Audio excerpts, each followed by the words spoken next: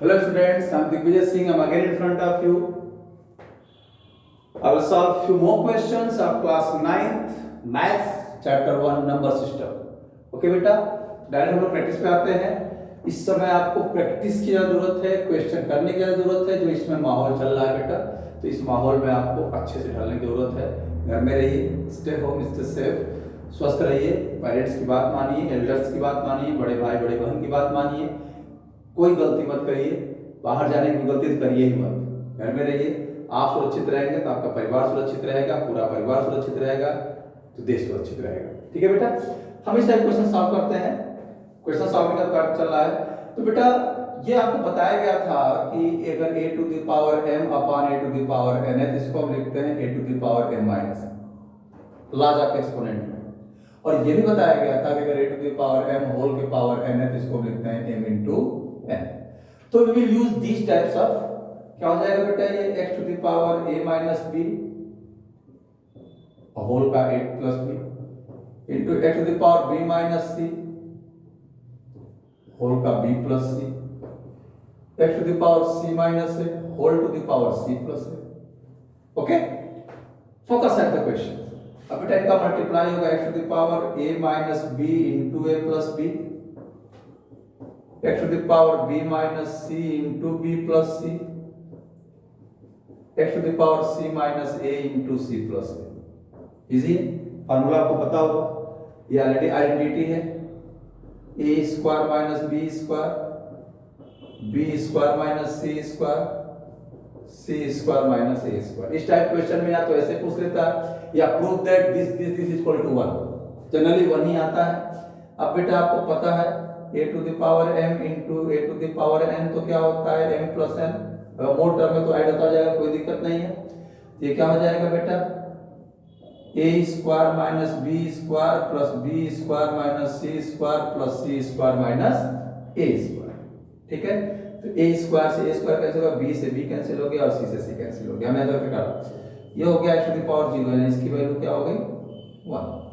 Easy. तो question देख के नहीं, क्वेश्चन देख के ही हम आजकल जो ज्यादा स्टूडेंट क्या करते हैं कि क्वेश्चन पढ़ते हैं और पढ़ के क्लियर कर लेते हैं कि बाबा इनको तो नहीं आएगा, अभी की करना है, तो आएगा नहीं मुझको। I can't solve this types of questions. Why? You can if you want, you have a lot of power. आप क्वेश्चन को अच्छे से समझिए, रूल्स फॉलो कराइए, सिस्टम को समझिए, आप सिस्टम के तहत चलिए, सारी चीजें अच्छी हो। नेक्स्ट क्वेश्चन फोकस करते हैं, इसको हम रफ करते हैं। ठीक है,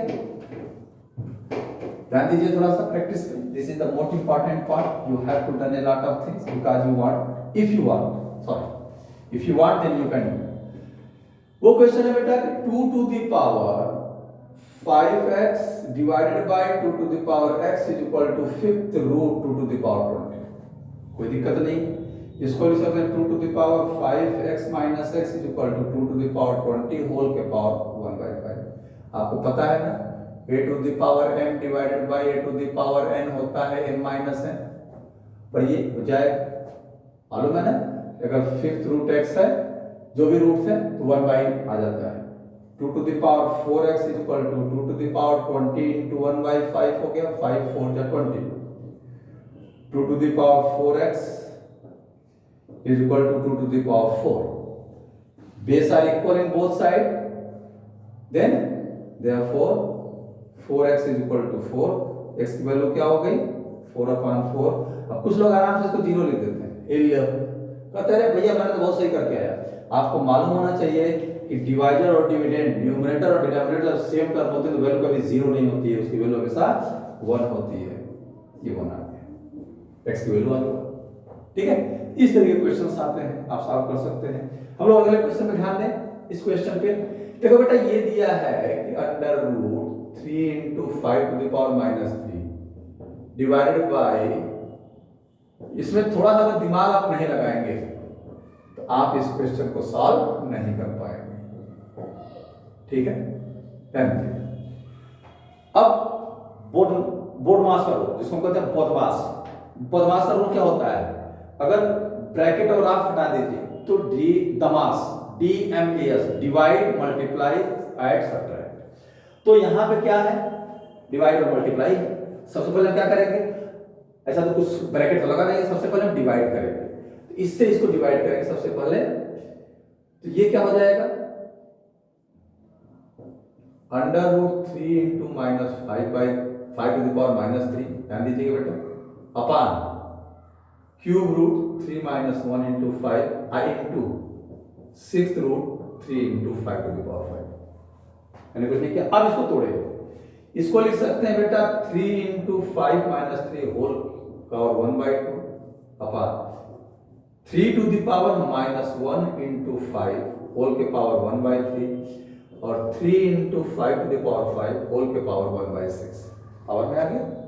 अब हम इसको सेपरेट करेंगे, 3 के पावर 1/2 इंटू 5 के पावर -3/2, 1/2 इंटू -3 क्या होगा, -3/2 मल्टीप्लाई कर लेंगे, 3 के power -1/3 into 5 to the power 1/3, यहाँ आ जाएगा 3 to the power 1/6 into 5 to the power 5/6, ठीक है ना। इसमें सॉरी प्रूफ दैट लिखा था, शायद इसकी वैल्यू 3/5 थी, जो भी था प्रूफ दैट आता है, तो कभी कभी दो तरीके से प्रूफ दैट इक्वल टू 3/5 जो भी है, ठीक है, या सिंपलीफाई, दोनों तरीके से पूछ सकता हो सकता, हम भूल गए लिखना, शायद 3/5 सॉल्व करते हैं आ जाएगा, 3/5 था इस क्वेश्चन का, तो कुछ भी हो सकता है। अब देखिए आगे इसको हम रफ करते हैं, यहाँ सॉल्व करें, उधर थोड़ा सा फोकस कम रहेगा, हम इसको सॉल्व करते हैं यहाँ पे, देखिए अब इसको हम यहाँ से लाते हैं, ध्यान दीजिए बेटा आपको। अब हम क्या करें, 3 को एक तरफ कर लें, 5 को एक तरफ कर, इसको ऐसे कर सकते हैं, क्या है 3 के पावर 1/2 इंटू 5 के पावर -3/2 इंटू 3 के पावर 1/6 इंटू 5 के पावर 5/6 अपान 3 के पावर -1/3 इंटू 5 के पावर 1/3, इजी है। अब 3 को एक तरफ 5 को एक तरफ करें, 3 के पावर 1/2 इंटू 3 के पावर 1/3, 3 के पावर ये 1/6 इंटू इसको ले जाएंगे तो 1/3 हो जाएगा, अपान इसको नीचे ले आएंगे तो हो जाएगा 5 के पावर 3/2, इसको नीचे ले आएंगे तो हो जाएगा 5 के पावर -5/6, यहाँ पहले से है ये, कोई दिक्कत नहीं है। देखो बेटा आप ऐड कर लेंगे तो 1/2 प्लस 1/6 प्लस 1/3, यहाँ हो जाएगा 5 के पावर 3/2 - 5/6 प्लस 1/3, ये माइनस है ना, तो माइनस लग जाएगा, डायरेक्टली कर सकते हैं। अब हम अलग से सॉल्व कर सकते हैं बेटा, वहां 1/2 प्लस 1/6 प्लस 1/3, एलसीएम 6 होगा, तो 3 प्लस 1 प्लस 2 यानी 6/6, वैल्यू क्या आ गई 1, हम वैल्यू निकाल सकते हैं, 3/2 माइनस 5/6 प्लस 1/3 को हम निकाल सकते हैं, 6 हो जाएगा, तो 9 - 5 प्लस 2 यानी 11 - 5/6 यानी 6/6, यानी वैल्यू क्या हो गई, आप देख रहे हैं ना 1 आ गई दोनों की वैल्यू। तो आप डायरेक्ट लिख सकते हैं 3 के पावर 1 अपान, या इसको लिख सकते हैं 6/6, वो तो हम लिख ही दें यहाँ 3 के पावर 1 अपान 5 के पावर 1 या 3/5, ये हो गया राइट हैंड साइड, और यहाँ पे लिख लेंगे लेफ्ट हैंड साइड, ठीक है। और अगर सिंप्लीफाई करने वाला तो वैल्यू से 3/5 है। तो बेटा इस तरह के क्वेश्चंस कुछ आते हैं, ठीक है, एनसीईआरटी में तो नहीं मिलेंगे आपको, लेकिन रिफ्रेशर्स में इसमें से क्वेश्चन मिलते हैं, ठीक है। रिफ्रेशर जस्ट लाइक चांद है, आपका आर डी शर्मा है, बहुत सारे से एग्जाम्स एक्सपर्ट करके बहुत सारे क्वेश्चंस हैं, तो बहुत सारी बुकें हैं प्रैक्टिस के लिए, but you have to focus at the NCERT, 9th also 10th also, 9th में स्कूल के बेस पे जो लोग पढ़ाते होंगे अलग बात है, बेटा you have to focus and you have to do a lot of practice in maths with the help of these questions. With the help of these questions you can solve another questions. If you have any problem then you ask me without any hesitation, क्योंकि calculation और question करते समय calculation should be clear, क्योंकि calculation अगर strong है तो math strong है, क्योंकि कैलकुलेशन अगर स्ट्रांग नहीं है तो मैथ स्ट्रांग नहीं है, ठीक है ना। कि जिंदगी का आप बाहर निकलते हो, अगर आपकी पर्सनालिटी, कहने का मतलब ये है कि पर्सनालिटी सबसे पहले आप बाहर नहीं जाते हैं, पर्सनालिटी हमारे कपड़ों, जैसे आप स्कूल जाते हैं तो आपकी पर्सनालिटी आपके ड्रेस से देखी जाती है, ये नहीं कि टाई एक तरफ कॉलर खड़ा है तो आप कहेंगे वो कितना बेकार स्टूडेंट है। एक स्टूडेंट की पर्सनालिटी क्या है, वेल मेंटेन बैग होना चाहिए, वेल मेंटेन ड्रेस होना चाहिए, वेल मेंटेन शूज होना चाहिए, टाई होना चाहिए, बाल सही होना चाहिए, ये सारी चीजें होनी चाहिए। ठीक उसी प्रकार बैग के अंदर क्या रखा है, कॉपी किताब सब वेल मेंटेन, क्योंकि अगर कॉपी किताब की आप इज्जत करेंगे तो आपको सारी चीजें आएंगी, ठीक है, जो हमारे पास है। अक्सर हम ऐसा क्या करते हैं, जो हमारे पास होता है हम उसकी इज्जत नहीं करते हैं। एग्जाम्पल में अगर घर में जो लोग हमेशा हैं तो उनके हम क्या करते हैं घर में, लेकिन जब वो आदमी हमसे दूर जाता है ना तो बड़ा कष्ट होता है कि यार काश अब सुना सुना लग रहा है। खैर ये सारी चीजें हैं, आप समझ जाएंगे अनुभव के साथ, एक्सपीरियंस के साथ समझ जाएंगे।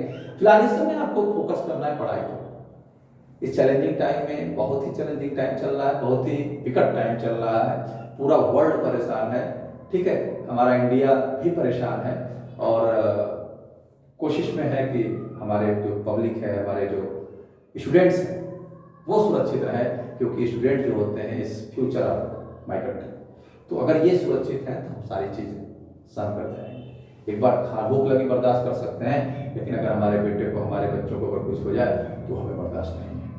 तो आप भी किसी के पुत्र हैं, आप भी किसी के संतानें हैं, तो अगर आपको कुछ होगा तो आपके पेरेंट्स अंदर अंदर कितना टूटेंगे आपको नहीं पता होगा। इसलिए पेरेंट्स की बात को मानिए, पेरेंट्स की इज्जत करिए, उनके साथ रहिए, स्वस्थ रहिए। और नेक्स्ट वीडियो में हम लोग कुछ नई चीज़ों के साथ, तब तक के लिए थैंक्स अ लॉट।